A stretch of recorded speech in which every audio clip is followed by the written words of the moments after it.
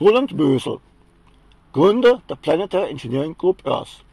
Vorschau auf meine EU-Wahlkampftour April bis Mai 2014. Falsche Wirtschaftstheorien haben ganze Weltreiche zerstört. Die Unzulänglichkeiten der kommunistischen Planwirtschaft führten 1989 zum Zusammenbruch des Ostblocks.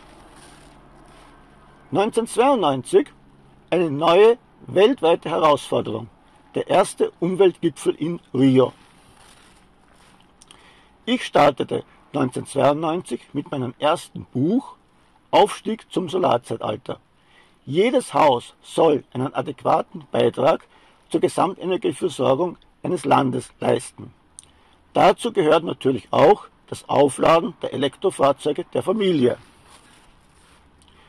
Die ARD produzierte damals die Dokumentation Letzte Ausfahrt Rio. Was für schreckliche Umweltsünder doch diese Autofahrer sind. Ich stellte schon damals in meinem ersten Buch die Frage: Was für einen Ausweg hat jemand, der beruflich auf sein Auto angewiesen ist, seine Familie ernähren muss? Heute ist es 21 gescheiterte Klimakonferenzen später. Seit der Ölpreiskrise 2008 können viele Staaten ihre Ölimporte nicht mehr mit Exporterlösen bezahlen, sondern nur mehr mit Schulden machen. Die Todeszone einer Volkswirtschaft. Das Handelsbilanzdefizit ist größer als der Wert der Ölimporte.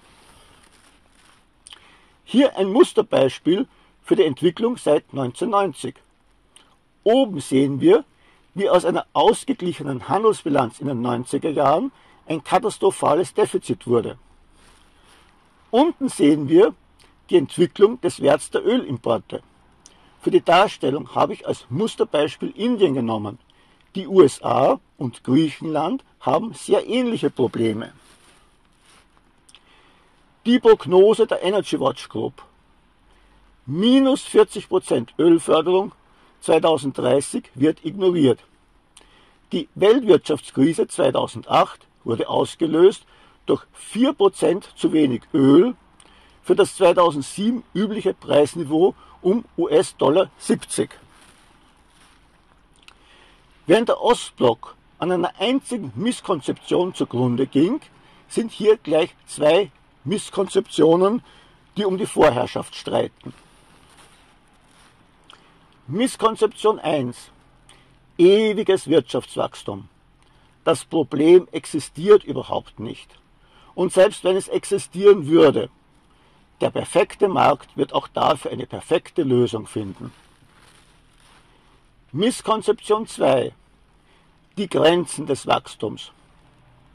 Das Problem ist unlösbar. Die Prophezeiungen treten ein. Mit Sparen, Einschränken und Verzichten kann man das unvermeidbare Ende um ein paar Jahre hinauszögern. Die Folge davon: Arbeitslosigkeit, Pessimismus und eine Wirtschaftsblockade. Fast nichts wird in die Realwirtschaft investiert. Diese zwei Misskonzeptionen müssen durch die Ziele des Wachstums ersetzt werden. Das Problem kann und muss gelöst werden.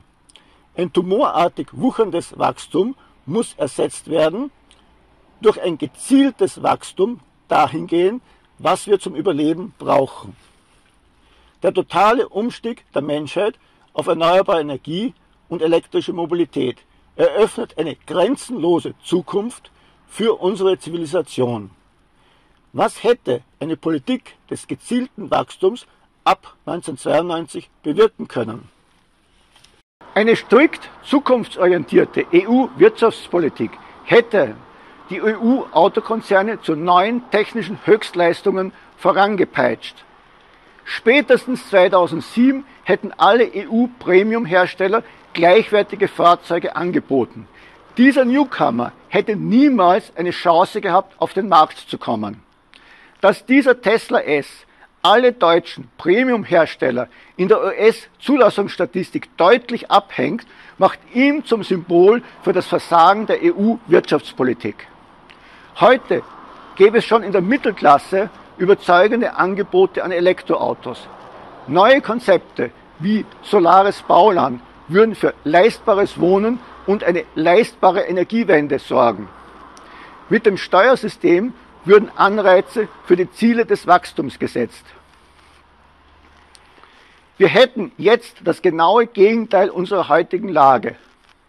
Vollbeschäftigung, Optimismus und gigantische Investitionen in die Realwirtschaft, um den durch die einzelnen Schritte der Steuerreform verschobenen Kostenoptimum zu folgen.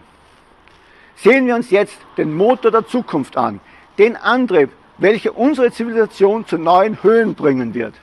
Höhere Effizienz im Ressourcenverbrauch bringt einen höheren Lebensstandard für uns alle.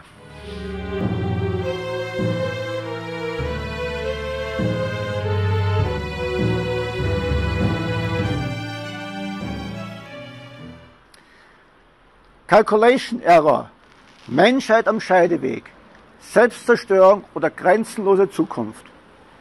Meine wichtigste Aufgabe als EU-Abgeordneter wird es sein, den anderen 750 Abgeordneten den Inhalt dieses Buches nahezubringen. Mit einem fulminanten Wahlsieg der NEOS und vielen Vorzugsstimmen für mich wird meine Problemdarstellung und Reformpolitik ernst genommen werden. Um diesen Traum von einer EU zu verwirklichen, die als weltweites Vorbild wahrgenommen wird, von einer EU, die mehr Zustimmung bekommt als bei der Volksabstimmung 1994, muss ich als erstes bei den NEOS-Vorwahlen Anfang Februar ganz vorne dabei sein. Ich bitte um Ihre Stimme für eine grenzenlose Zukunft.